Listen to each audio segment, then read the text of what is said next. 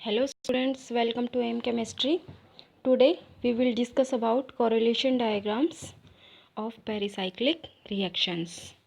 जितनी भी pericyclic reactions होती हैं, जैसे इलेक्ट्रोसाइक्लिक है, साइक्लोएडिशन है और ये ग्रुप ट्रांसफ़र रिएक्शन है, तो जितनी भी पेरिसाइक्लिक रिएक्शंस होती हैं सबकी कोरिलेशन डायग्राम बनते हैं। लेकिन इस वीडियो में हम इलेक्ट्रोसाइक्लिक रिएक्शंस के लिए कोरिलेशन डायग्राम देखेंगे, समझेंगे, ठीक है। So the definition of correlation diagram is the diagram that shows the correspondence in energy and symmetry between relevant reactant and product orbitals is called orbital correlation diagram or simply correlation diagram. Means आपकी जो reaction होती है उसकी जो reactants की energy और symmetry है उसको कोरिलेट करते हैं प्रोडक्ट की एनर्जी और सिमेट्री के साथ। समझ गए? ये जो रूल था, ये जो डायग्राम था, ये किसके द्वारा प्रपोज्ड किया गया था? वुडवर्ड एंड हॉफमैन के द्वारा। Okay. In concerted reactions orbital symmetry is conserved. Concerted reaction भी मैंने समझाया था। आप मेरी चैनल पर जाकर मेरी एक वीडियो है पेरिसाइक्लिक रिएक्शंस, उसको देखिए, और मॉलिक्यूलर ऑर्बिटल सिमेट्री एक वो वीडियो है, उसको देखिए। मैं इसके डिस्क्रिप्शन में भी उसका लिंक दे दूँगी, क्योंकि ये वीडियो देखने से पहले वो दोनों वीडियो देखना बहुत ज़रूरी है। इसका बेसिक वो दोनों वीडियो है। अगर आप उन दोनों वीडियोस को समझ लेते हो तो ये बहुत इजीली आपके समझ में आ जाएगा। ये बहुत ही ज़्यादा इंटरेस्टिंग टॉपिक है। आप इसको बड़े ही ध्यान से समझोगे तो बिल्कुल आपके समझ आ जाएगा। ओके। और ये टॉपिक बहुत ज़्यादा इम्पोर्टेंट है। नेट, CSIR नेट, नीट और MSc केमिस्ट्री के जो भी स्टूडेंट्स होते हैं सबके लिए बहुत ही वेरी इम्पोर्टेंट टॉपिक है। So the relevant orbitals are those that undergo change during the reactions. Relevant orbitals कौन से होते हैं? जो रिएक्शन होती है उसके दौरान जो उन ऑर्बिटल्स के में जो चेंज आता है वो होते हैं। ओके। कोरिलेशन डायग्राम के कुछ रूल्स होते हैं। अभी आप आगे समझोगे तो बिल्कुल आपके समझ में आ जाएगा जो मैं अभी बता रही हूँ, कि इसमें जो ऑर्बिटल्स होते हैं उनको कोरिलेट करते हैं लाइन को कनेक्ट करके। मतलब जब हम कोरिलेट करेंगे तो लाइन से कनेक्ट कर देंगे रिएक्टेंट के ऑर्बिटल्स को और प्रोडक्ट के ऑर्बिटल्स को। And there is correlation between orbitals of same symmetry having minimum energy difference. Same symmetry वालों को कोरिलेट करेंगे, एसिमेट्री वालों को एसिमेट्री वालों के साथ और सिमेट्री वालों को सिमेट्री वालों के साथ। ओके। और जो डायग्राम बनेगा हमारा उसके क्या क्या रूल होंगे? सेपरेट कॉलम बनेंगे, रिलेवेंट ऑर्बिटल्स के रिएक्टेंट के अलग, प्रोडक्ट के अलग। फाइन। और हर ऑर्बिटल को हम क्लासिफाई करेंगे उनके सिमेट्री के बेस पे। फाइन। तो स्टूडेंट्स इसमें जो दो कंक्लूज़न ये डायग्राम हमें देता है, एक तो हम देखते हैं इसमें कि थर्मल ट्रांसफॉर्मेशन हो रही है या फोटोकेमिकल ट्रांसफॉर्मेशन हो रही है। अगर थर्मल ट्रांसफॉर्मेशन हो रही है तो सिमेट्री होती है, वो रिएक्शन को अलाउ करती है ground state orbitals of reactant correlate with ground state orbital of the product. ये मैंने यहाँ पर बहुत अच्छे नोट्स बना रखे हैं, आप यहाँ से नोट्स भी बना सकते हो, साथ साथ समझ भी सकते हो। ओके। एंड ये टॉपिक मैंने अभी इम्पोर्टेंट जो इसके पॉइंट हैं दो, ये मैंने अभी बताया आपको। Photochemical transformation is symmetry allowed reaction when first excited state orbital of the reactant correlate with first excited state of orbital of the product. दोनों में डिफरेंस क्या है? जो थर्मल ट्रांसफॉर्मेशन है उसमें हम ग्राउंड स्टेट को कोरिलेट करते हैं रिएक्टेंट की और प्रोडक्ट की, और जो फोटोकेमिकल ट्रांसफॉर्मेशन है उसमें हम फर्स्ट एक्साइटेड स्टेट को कोरिलेट करते हैं रिएक्टेंट की first excited state to first excited state of product.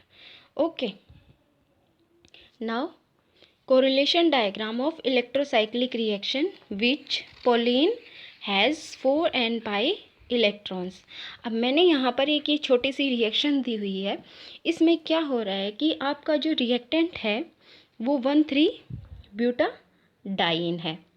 जब हम इसको या तो थर्मल ट्रांसफॉर्मेशन करते हैं या फिर फोटोकेमिकल ट्रांसफॉर्मेशन करते हैं तो हमारे पास जो प्रोडक्ट आता है वो सेम आता है, साइक्लोब्यूटीन. आप यहाँ पर जो इनका ट्रांसफ़र है इलेक्ट्रॉन्स का वो मैंने एरो से यहाँ पर समझा रखा है, आपके इजीली समझ आ जाएगा ये. ओके, अब आगे देखते हैं इसका diagram, correlation diagram. Symmetric properties of molecular orbitals of cyclobutane and butadiene. अब हमारा इसमें जो रिएक्टेंट था वो क्या था, 1,3 ब्यूटाडाइन. फर्स्टली आप क्या करेंगे, आप ये एनर्जी लेवल ये लाइन खींचेंगे. ठीक है, एनर्जी इंक्रीजिंग ऑर्डर में है यहाँ पर. ठीक है, हमने रिएक्टेंट जो लिया था वो लिख देंगे यहाँ पर 1,3 ब्यूटाडाइन. ये जो मैं डायग्राम आपको समझा रही हूँ ये एक ट्रिक है इसमें कि इस डायग्राम को हम इजीली कैसे बना सकते हैं वो बताऊँगी मैं. बहुत ही आसान है, वैसे आपके समझ में नहीं आएगा, देखने से आपके समझ में नहीं आएगा बिल्कुल भी, लेकिन जिस तरीके से मैं बता रही हूँ आप उस तरीके से समझना तो ये बहुत ही आसान लगेगा आपको. और हम प्रोडक्ट ले लेंगे दूसरी साइड में जो हमारा साइक्लोब्यूटीन है. अब हमारे पास इस रिएक्टेंट के अंदर 4 कार्बन है तो हम 4 डायग्राम बना लेंगे. ठीक है, इसका हमने psi1 रख दिया, psi2 रख दिया, psi3, psi4. ओके, अब इनमें आप ऑर्बिटल्स बना दो. ओके, पहले ब्लैंक बना दो. अब इनको फिल करने का तरीका बताती हूँ. इनके पहले बॉन्डिंग और एंटी बॉन्डिंग इलेक्ट्रॉन्स लिख लीजिए आप. जो आपका फर्स्ट है psi1 उसमें 3 बॉन्डिंग इलेक्ट्रॉन, 0 एंटी बॉन्डिंग. यहाँ पर 2 bonding 1 anti bonding, 1 bonding 2 anti bonding and 0 bonding and 3 anti bonding. अब आप इसको फिल करना स्टार्ट कीजिए. अब देखिए फर्स्ट में psi1 वाले में आपके पास 3 बॉन्डिंग इलेक्ट्रॉन है. यहाँ पर आपके पास 3 बॉन्डिंग इलेक्ट्रॉन है तो आप क्या करोगे, फर्स्ट इसमें फिल करो और इसमें फिल करो. जो मेरी वीडियो है मॉलिक्यूलर ऑर्बिटल सिमेट्री वाली उसमें मैंने समझा रखा है कि कैसे सिग्मा बॉन्ड बनेगा, कैसे पाई बॉन्ड बनेगा इन ऑर्बिटल्स को लगा के. तो ये आप वहाँ पे समझ सकते हो. वहाँ पे मैंने मिरर प्लेन सिमेट्री और सेंटर ऑफ सिमेट्री दोनों का एक्सप्लेन किया है बहुत अच्छे से. आप वहाँ पे समझ सकते हो और उसके बाद यहाँ पर करोगे तो आपके डेफिनेटली समझ आ जाएगा. तो आप फर्स्ट इसमें प्लस ऊपर के साइड में और माइनस नीचे की साइड में, यहाँ भी प्लस माइनस क्योंकि आपको 3 बॉन्डिंग इलेक्ट्रॉन देने हैं. और ये जो इसमें जो ये जो 2 ऑर्बिटल हैं अब हमें 3 बॉन्डिंग बनाने हैं. तो first is this and this 3 bonding बन गए. ओके, नाउ नेक्स्ट अब 2 एंटी बॉन्डिंग 2 बॉन्डिंग बनाने हैं इसमें. तो एक हमने ये बना दिया. 1 एंटी बॉन्डिंग भी है तो आप फर्स्ट इसमें फिल कर लीजिए, इसको एंटी बॉन्डिंग बना दीजिए. यहाँ प्लस माइनस और माइनस प्लस तो ये एंटी बॉन्डिंग हो गया. अब 2 बॉन्डिंग बनाने हैं तो इसमें हम सेम ले लेंगे. तो ये एक बॉन्डिंग 2 बॉन्डिंग हो गए. अब यहाँ पर 2 एंटी बॉन्डिंग बनाने हैं तो फर्स्ट इसमें क्या करेंगे, हम सेम लेंगे दोनों साइड में और फिर यहाँ पर सेम ले लेंगे. तो ये दोनों क्या हो गए, एंटी बॉन्डिंग हो गए और यहाँ पर एक बॉन्डिंग है. ठीक है, नाउ यहाँ पर क्या होगा, psi4 में यहाँ पर 0 बॉन्डिंग, कोई भी बॉन्डिंग नहीं है. यहाँ पर तीनों क्या है, एंटी बॉन्डिंग है. तो ये हम डिफरेंट फिल करेंगे. और यहाँ पर भी यहाँ प्लस है तो यहाँ माइनस डाल देंगे और यहाँ माइनस है तो यहाँ प्लस डाल देंगे. तो ये हो गया, डन हो गया. उसके बाद हम करेंगे प्रोडक्ट का, साइक्लोब्यूटीन का. अब साइक्लोब्यूटीन में क्या रोल है, आपका जो psi1 है उसमें हम ये मैंने यहाँ पर देखो मोस्ट इम्पॉर्टेंट मैंने यहाँ पर इनका एनर्जी लेवल दिया हुआ है. आप इसके बेस पे भी बना सकते हो. जो हम इसके रिएक्टेंट का जो एनर्जी लेवल है उसमें जो एंटी बॉन्डिंग है साई का वो उसकी एनर्जी सबसे ज़्यादा होगी.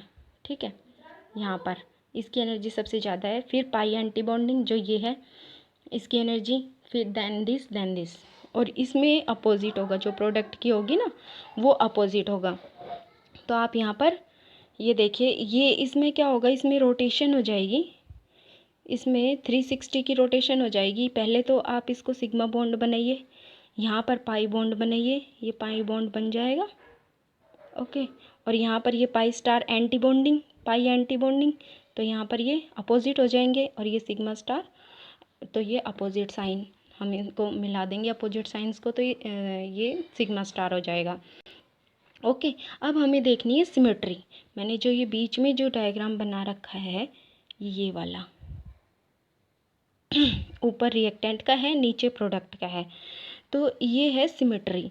अब एक बॉक्स में हमने लिख लिया मिरर सिमेट्री, दूसरे बॉक्स में हमने ले लिया सेंटर ऑफ सिमेट्री, और हमने पहले ये इनके पॉइंट ये डाल दिए साई 1 साई 2 साई 4 तक डाल दिए। ऐसे ही हमने प्रोडक्ट के डाल दिए साई 1 से लेकर साई 4 तक।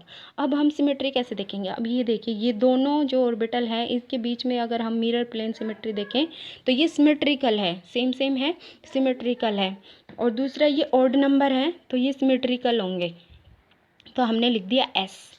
लेकिन यहाँ पर सेंटर ऑफ सिमेट्री क्या होगी? असिमेट्रिकल होगी ऑड नंबर्स के लिए, ओके। अब यहाँ पर साई 2 इवन है, तो जो ये देखो आप इसमें मिरर प्लेन सिमेट्री देखोगे तो ये दोनों अपोजिट ऑर्बिटल्स हैं, तो यहाँ पर असिमेट्रिकल हो जाएगा। ऐसे ही हम इनमें कर लेंगे, और ऐसे ही आपने ये प्रोडक्ट का बनाना है, आप करके देखिए, बिल्कुल हो जाएगा। ये सेंटर ऑफ सिमेट्री इसमें थोड़ी सी डिफरेंट है, ये देखिए यहाँ पर जो रोटेशन होगी वो 360 अबव 180, तो यहाँ पर डबल रोटेशन डिस रोटेशन हो जाएगी, जिसकी वजह से ये यहाँ पर आपका जो मिरर प्लेन है वो सिमेट्रिकल होगा, वो तो होगा ही, लेकिन सेंटर ऑफ सिमेट्री भी सिमेट्रिकल होगी, ठीक है। और साई 2 आपकी असिमेट्रिकल होगी, सेंटर ऑफ सिमेट्री, ओके। और साई 3 यहाँ पर देखिए, साई 3 में ये आपकी सिमेट्रिकल होगी, सेंटर ऑफ सिमेट्री, और साई 4 में एसिमेट्रिकल, ओके।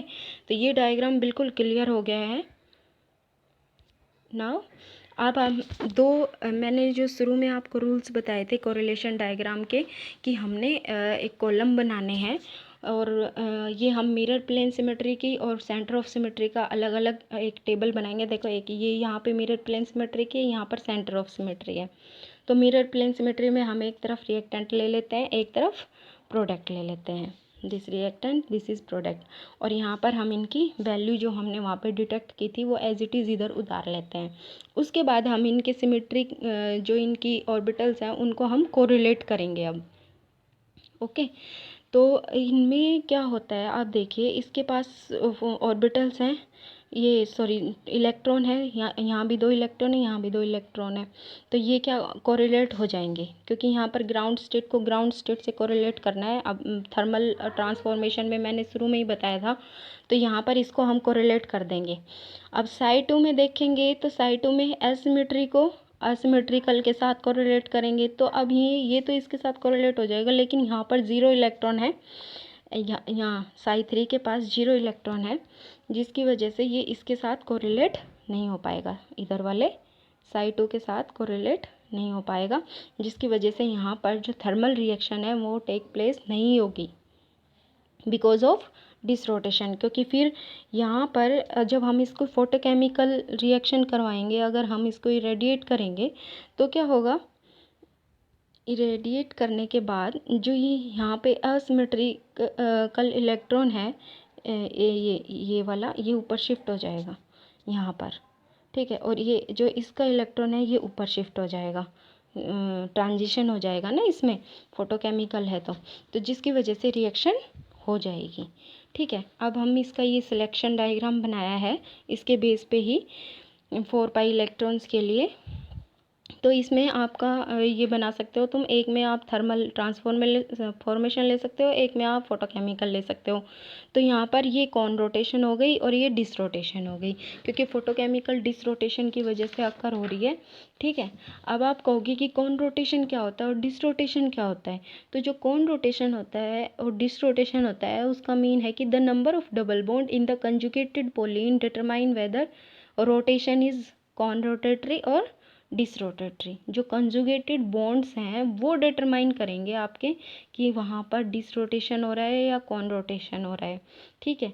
यदि आपका जो कंजुगेशन है वो ओड है, ध्यान से सुनिए, अगर कंजुगेशन ओड है तो थर्मल डिसरोटेशन होगी, अगर कंजुगेशन इवन है तो थर्मल कॉन रोटेशन होगी, ऐसे ही फोटोकेमिकल में इसका अपोजिट, अगर फोटोकेमिकल ट्रांसफॉर्मेशन अगर इवन है कंजुगेशन तो डिसरोटेशन होगी, और अगर ओड है तो कॉन रोटेशन होगी। बिल्कुल फाइन एक्सप्लेनेशन है, आपको समझ आ जाना चाहिए। नाउ नेक्स्ट क्या है, ये अब सेंटर ऑफ सिमेट्री के लिए हमारे टेबल है। इसमें भी हमने एक तरफ रिएक्टेंट का ले लिया। ये जो मैंने डाटा जो यहाँ पर पुट कर रखा है ये यहाँ से लिया है। ये देखो हमने ये बनाए हैं ना दोनों, यहाँ पर ये ही वहीं पे आपको पुट करने हैं, इन्हीं से आपका ये डायग्राम दोनों बन जाएंगे। तो सेंटर ऑफ सिमेट्री में आपने इलेक्ट्रॉन्स पुट कर दिए, ठीक है। अब देखिए, अब यहाँ पर देखो असिमेट्री का एसिमेट्रिकल का एसिमेट्रिकल के साथ हो रहा है, कोरिलेशन हो गया, और यहाँ पर सिमेट्रिकल का सिमेट्रिकल के साथ very nice correlation, fine correlation हुआ है बिल्कुल।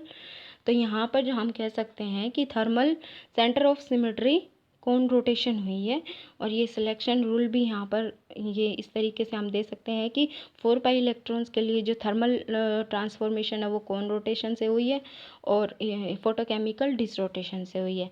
और जो मैंने सेकंड में जो ये सेकंड रो में जो लिया है 4n+2, इसका मतलब है कि ये तो हमने 1,3 बीटाडाइन का लिया है। अगर हम 1,3 हेक्साट्राइन का ले लें तो उसके लिए ये नेक्स्ट वाला है 4n+2 रूल। तो जितनी भी पेरिसाइक्लिक रिएक्शंस है सबके लिए यही रूल फॉलो होता है, ठीक है। मैंने बहुत मेहनत करके ये वीडियो बनाई है स्टूडेंट्स, अगर आपके बिल्कुल समझ आ जानी चाहिए। अगर आपको मेरी वीडियो अच्छी लगी तो प्लीज़ मेरे चैनल को सब्सक्राइब कीजिए, लाइक कीजिए। Thank you.